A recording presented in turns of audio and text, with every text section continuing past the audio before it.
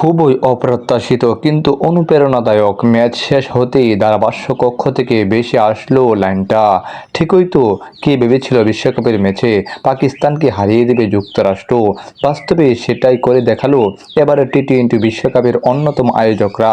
মূল ম্যাচে score draw হওয়ার পর খেলা গড়ায় সুপার ওভারে, সেখানেও দাপট দেখিয়ে পাকিস্তানকে হারিয়ে দিল যুক্তরাষ্ট্র। প্রথমবার বিশ্বকাপ খেলতে এসে দ্বিতীয় ম্যাচেই 2009 আসরের চ্যাম্পিয়নদের হারিয়ে দিয়ে ইতিহাস গড়ল দেশটি। ডলাসে টি-20 বিশ্বকাপের ম্যাচে পাকিস্তানকে সুপার ওভারে 5 রানে হারিয়ে দিয়েছে স্বাগতিক যুক্তরাষ্ট্র। টস হেরে আগে ব্যাটিং করে 159 রান করে পাকিস্তান। জবাবে অধিনায়ক মুনাক প্যাটেলের 50-তে জয়ের পথেই ছিল স্বাগতিকরা। তবে ডেথ ওভারে পাকিস্তানের দারুণ বোলিংয়ে আটকে যায় তারা।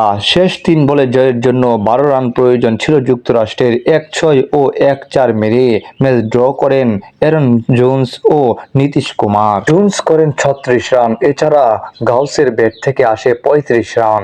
এরপর খেলা গড়ায় সুপার ওভারে, সেখানে 18 রান তোলে যুক্তরাষ্ট্র।